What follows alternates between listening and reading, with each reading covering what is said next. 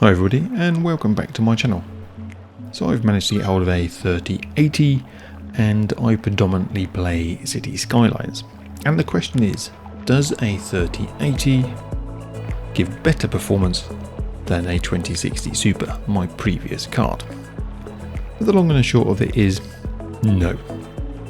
Don't spend the money on a 3080 because there is not a huge amount of difference. So some of you may have watched some of the comparison videos that I have been doing. Some of you may not like them, find them worthless, but I was trying to put them out there so that people could make their own opinion.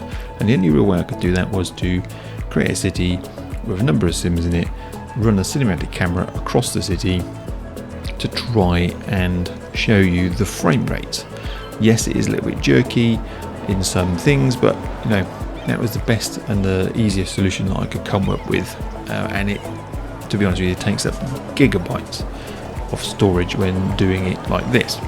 And I hope you've seen that realistically there is not a huge difference.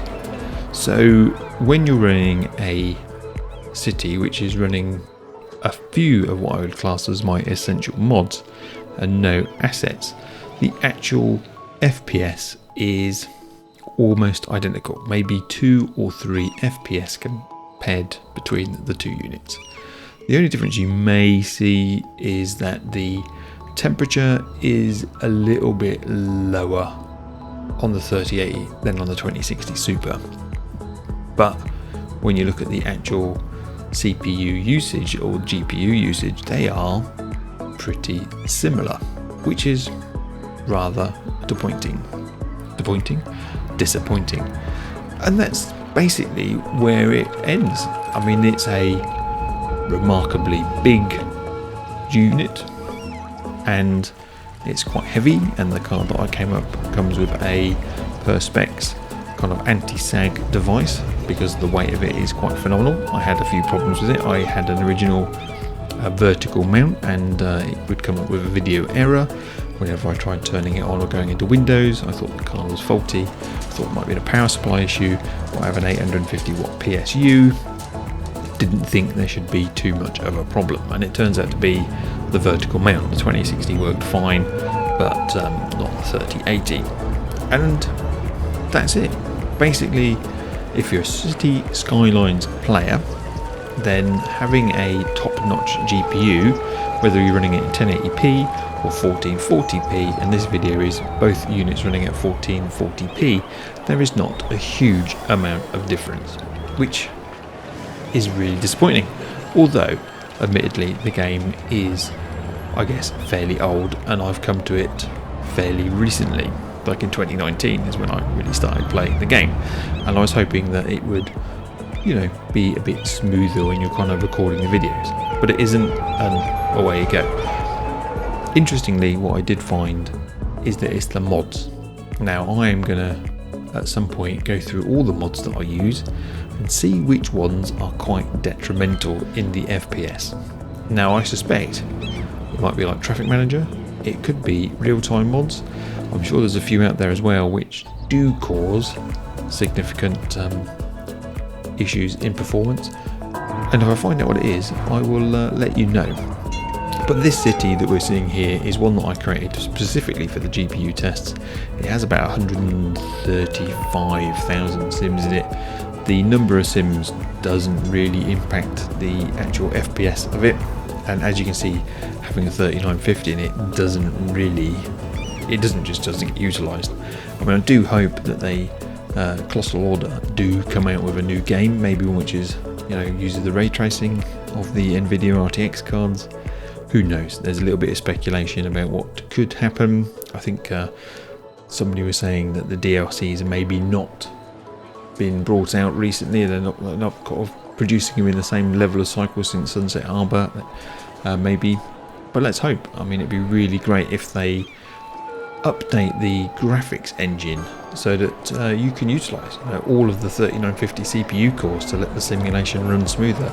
Maybe use some of the ray tracing elements of the modern graphics cards to allow you to do the night and day a lot easier, and all the reflections and stuff like that. It would be just, well, fantastic. Anyway, as I said, ultimately having a 3080 doesn't really make any difference over the 2060 Super that I got earlier in the year.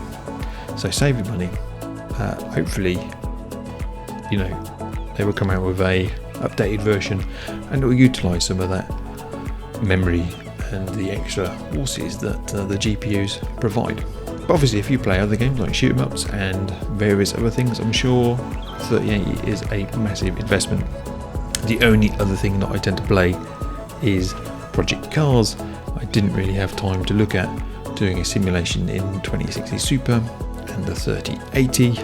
To be perfectly honest with you, I don't really want to keep pulling cards in and out of my system.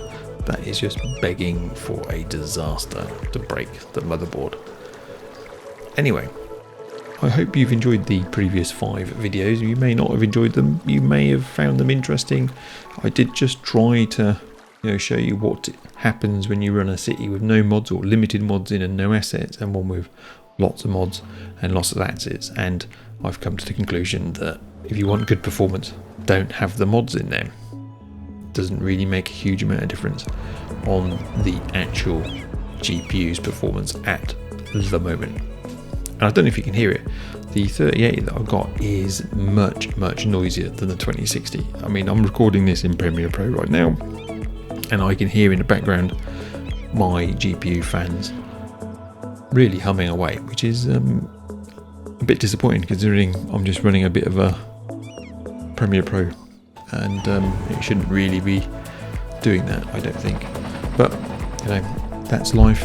I've made that choice, and away you go. Anyway, I hope you've enjoyed the videos, and if you have, then don't forget to hit the subscribe button. And if you haven't, well, never mind. Hit the like if you've enjoyed it. Let me know you're doing something. Hit the notification bell for YouTube to send you an email every time I post more videos, which I hope I will get a bit better into routine of going back to my Cities Skylines and the city that I was doing previously. Once again, keep yourself safe, keep yourself well. It's goodbye from me for now. Bye.